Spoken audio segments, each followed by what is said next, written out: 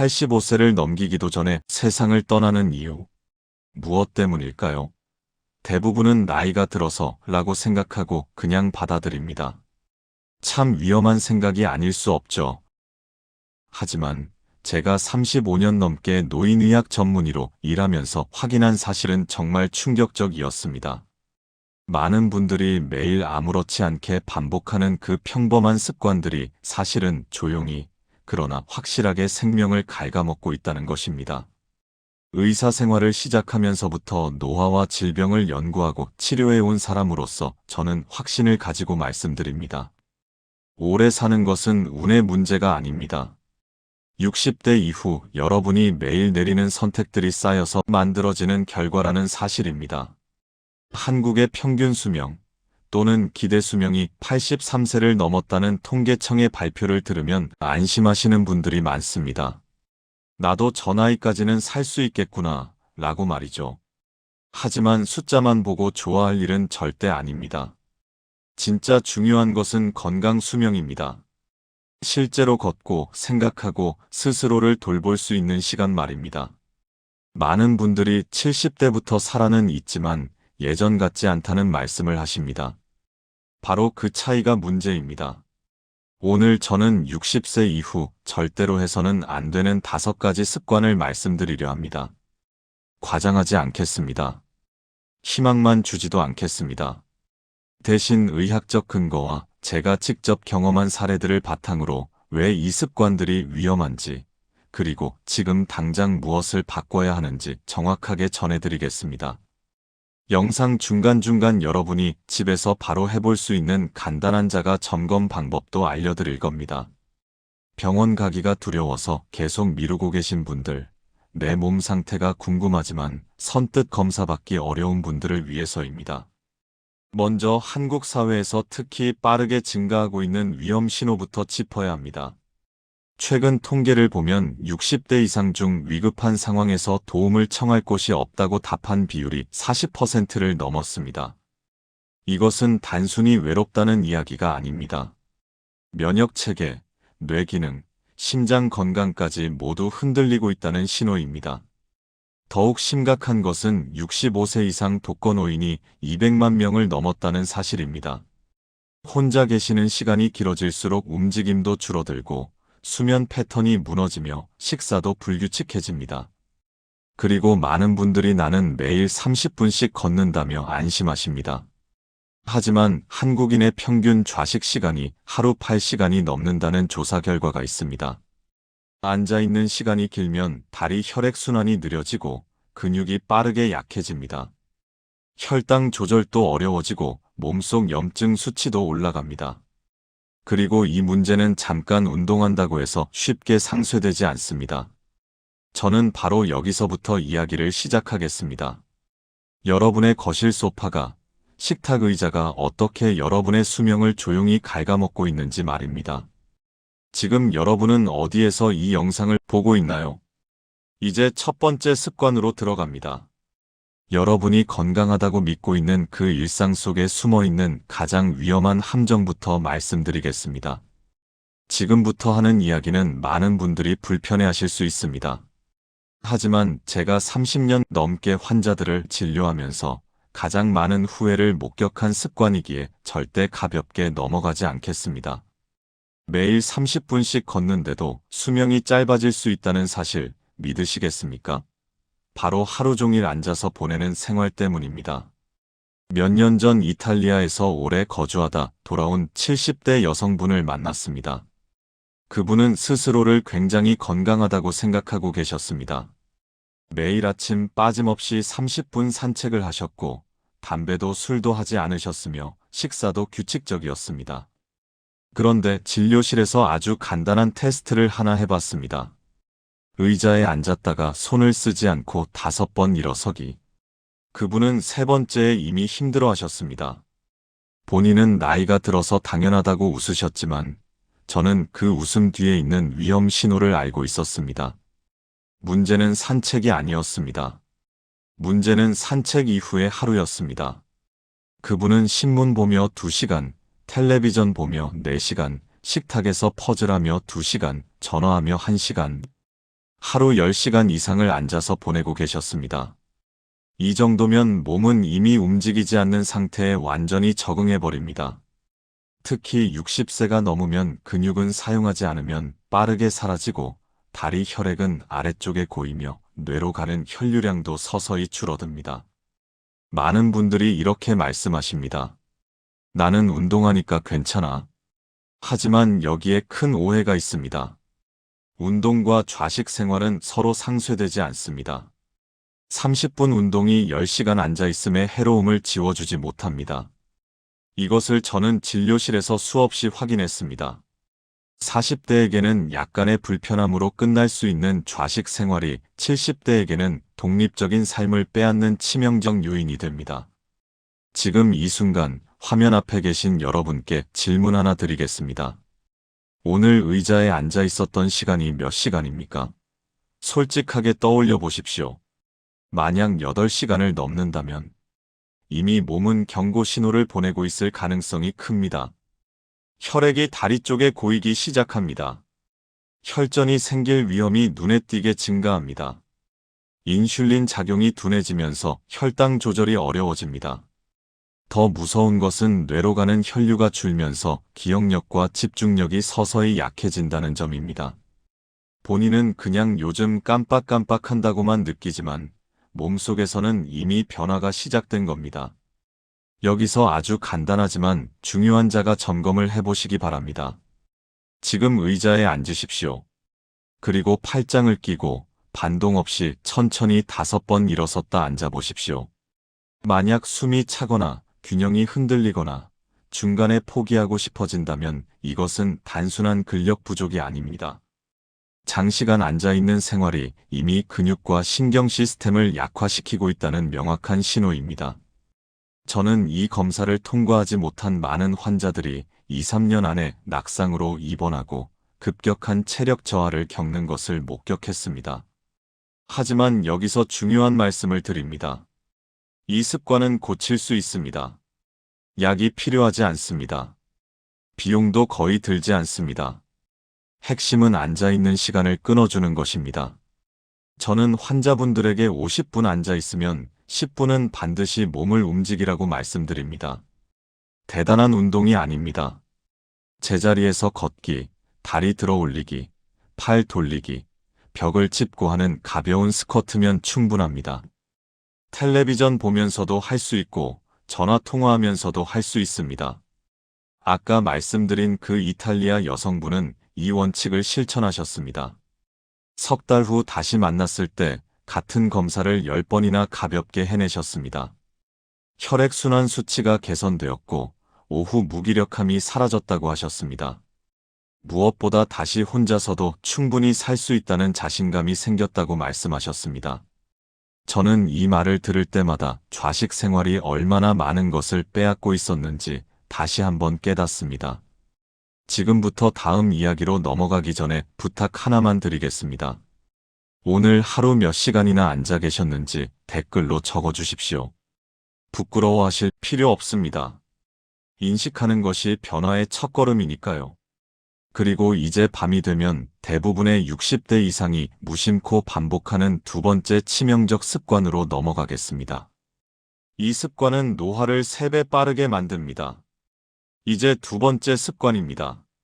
많은 분들이 이 이야기를 들으면 이렇게 말씀하십니다.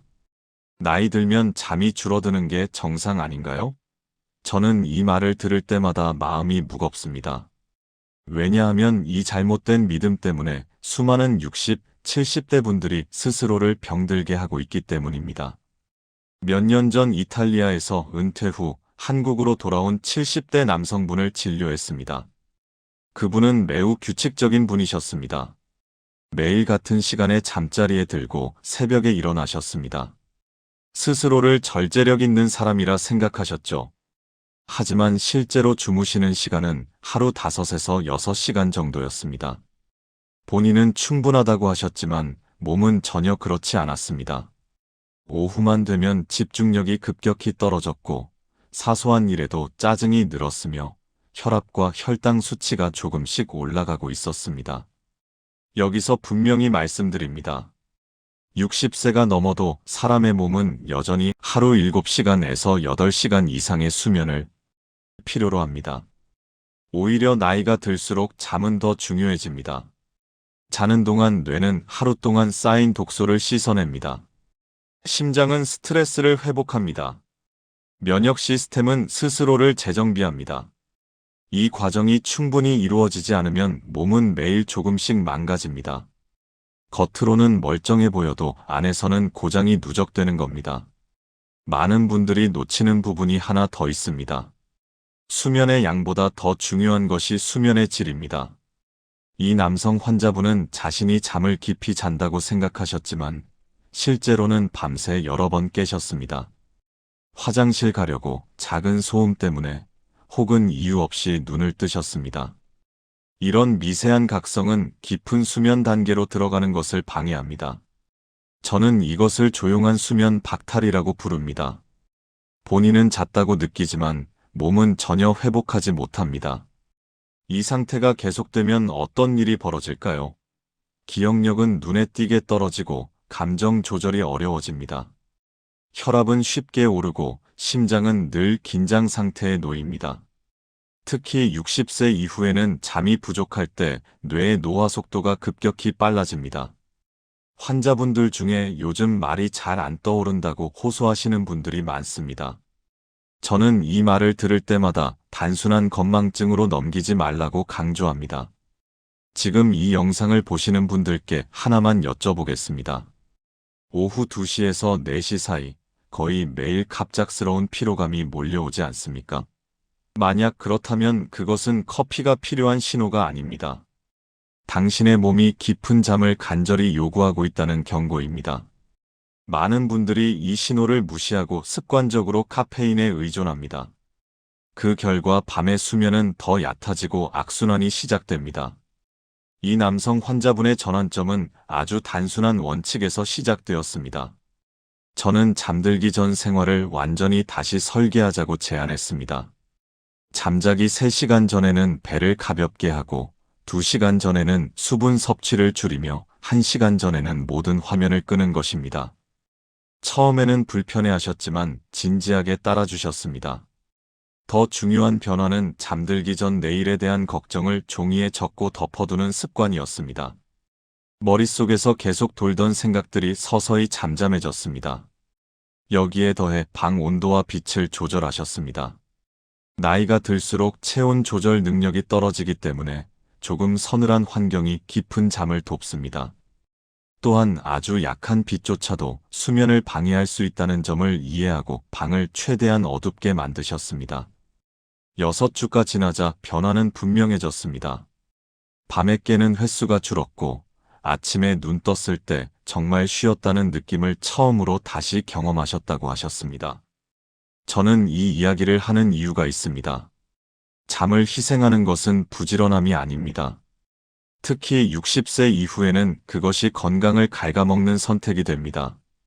다음으로 말씀드릴 세 번째 습관은 이 수면 부족을 더 악화시키며 사람을 조용히 무너뜨립니다. 바로 인간관계에서 멀어지는 것입니다. 이제 세 번째 습관입니다. 이 습관은 눈에 보이는 상처를 남기지 않기 때문에 가장 쉽게 무시됩니다. 하지만 제가 수십 년 동안 환자들의 삶이 무너지는 과정을 지켜보며 확신하게 된 사실이 하나 있습니다. 사람은 혼자 오래 버틸 수 있는 존재가 아니라는 점입니다. 특히 60세 이후의 고립은 조용하지만 치명적입니다. 몇 해 전 배우자를 먼저 떠나보낸 60대 후반 여성분을 만났습니다. 그분은 나는 괜찮다고 말씀하셨습니다. 집도 깨끗했고 식사도 잘 챙겨 드셨고 퍼즐과 독서로 하루를 꽉 채우셨습니다. 겉으로 보면 아무 문제 없어 보였습니다. 그러나 진료를 거듭할수록 그분의 말 속에는 반복되는 공백이 있었습니다. 오늘은 아무하고도 이야기하지 않았어요. 며칠 동안 전화가 오지 않았어요. 저는 그 순간 병의 원인이 혈액검사 수치에만 있는 것이 아니라는 것을 알았습니다. 사람이 사회적 연결을 잃으면 몸은 그것을 위협으로 인식합니다. 뇌는 스트레스 상태로 들어가고 염증 반응은 높아지며 면역 기능은 떨어집니다. 이 변화는 천천히 진행되기 때문에 본인은 눈치채지 못합니다. 하지만 결과는 분명합니다. 기억력은 빠르게 약해지고 우울과 불안은 깊어지며 심혈관 문제의 위험도 함께 올라갑니다. 저는 고립된 노인분들이 병원에 더 자주, 더 위급한 상태로 오시는 것을 수없이 보아왔습니다. 여기서 중요한 점이 하나 있습니다. 바쁘게 지내는 것과 연결되어 있는 것은 전혀 다르다는 사실입니다. 혼자서 텔레비전을 보고 책을 읽고 정원을 가꾸는 것은 시간을 채울 수는 있어도 마음을 채워주지는 못합니다. 진짜 연결은 목소리를 주고받고 감정을 나누고 서로의 존재를 느끼는 데서 생깁니다. 이 차이를 이해하지 못하면 스스로를 안전하다고 착각하게 됩니다. 지금 이 영상을 보고 계신 여러분께 솔직한 질문을 드리겠습니다. 지난 일주일 동안 형식적인 인사 말고 진짜 이야기를 나눈 사람이 몇 명이나 있습니까? 만약 그 숫자가 손에 꼽힌다면 이미 위험 구간에 들어와 있을 가능성이 큽니다. 2명 이하라면 저는 심각하게 받아들여야 한다고 말씀드립니다. 이것은 성격의 문제가 아니라 생존의 문제입니다. 이 여성 환자분도 처음에는 제 말을 받아들이기 어려워하셨습니다. 남에게 부담 주고 싶지 않다는 말씀이 반복되었습니다. 하지만 저는 분명히 말씀드렸습니다. 도움을 청하지 않는 것이 강함이 아니라 오히려 가장 위험한 선택일 수 있다고요. 그분의 변화는 아주 작은 행동에서 시작되었습니다. 한 달에 한 사람, 새로운 연결을 만드는 것이었습니다. 거창할 필요도 없고 깊을 필요도 없었습니다. 단 실제 사람과의 만남이어야 했습니다. 그분은 지역 도서관에서 자원봉사를 시작하셨고 또래뿐 아니라 젊은 사람들과도 자연스럽게 이야기를 나누게 되었습니다. 손주 세대와의 교류가 늘어나자 표정이 달라지셨습니다. 몇 달 후 다시 만났을 때 잠이 깊어졌고 아침에 일어나는 것이 덜 두렵다고 하셨습니다. 혈압과 심박수도 안정되었습니다. 저는 이 변화를 보며 연결이 약보다 강할 수 있다는 사실을 다시 한번 확인했습니다. 지금부터 꼭 기억하십시오. 혼자 있는 것을 선택하는 고독과 연결이 끊긴 고립은 전혀 다릅니다. 전자는 회복이 될 수 있지만 후자는 몸과 마음을 동시에 갉아먹습니다. 이 습관을 끊지 못하면 앞서 말씀드린 수면 문제와 좌식 생활은 더욱 악화됩니다. 그리고 이제 다음으로 말씀드릴 네 번째 습관은 이런 상태의 몸에 매일 독을 넣는 것과 같습니다. 바로 잘못된 건강식입니다. 이제 네 번째 습관입니다. 이 습관은 특히 위험합니다. 왜냐하면 대부분의 60, 70대 분들이 나는 건강하게 먹고 있다고 굳게 믿고 계시기 때문입니다. 그러나 제가 진료실에서 가장 자주 마주하는 현실은 정반대입니다. 잘못된 건강식이 몸속에서 염증을 키우고 노화를 가속화하고 있습니다. 몇 해 전 70대 중반 남성 환자분을 만났습니다. 매일 아침 통밀빵에 잼을 바르고 오렌지 주스를 큰 컵으로 마셨습니다. 점심과 저녁 사이에는 저지방 요구르트나 통곡물 과자를 간식으로 드셨습니다. 그분은 자부심을 느끼고 계셨습니다. 젊을 때부터 의사에게 들은 좋은 음식들을 그대로 지켜왔기 때문입니다. 그러나 몸은 이미 다른 이야기를 하고 있었습니다. 관절 통증, 오후에 멍한 느낌, 이유 없는 피로, 그리고 점점 나빠지는 혈액 검사 수치들입니다. 60세 이후의 몸은 40대의 몸과 전혀 다릅니다. 같은 음식이라도 반응이 다릅니다. 탄수화물을 처리하는 능력은 떨어지고 인슐린의 효율은 낮아지며 혈당은 쉽게 튀어오릅니다. 통밀빵과 과일 주스는 젊을 때는 문제가 되지 않을 수 있지만 노화된 간과 근육에는 강한 자극이 됩니다.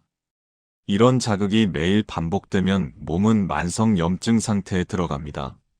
문제는 이 염증이 통증 없이 조용히 진행된다는 점입니다. 이 남성 환자분은 처음에는 제 말을 믿지 않으셨습니다. 나는 평생 이렇게 먹어왔다고 하셨습니다. 하지만 혈액 검사에서 염증 지표가 계속 높게 나왔고 생물학적 나이가 실제 나이보다 훨씬 높게 나왔을 때 처음으로 멈춰 서셨습니다. 저는 말씀드렸습니다.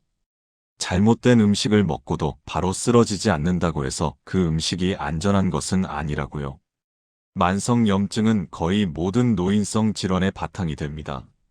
심장병, 당뇨, 치매, 관절 질환, 심지어 일부 암까지도 이 염증 위에서 자랍니다.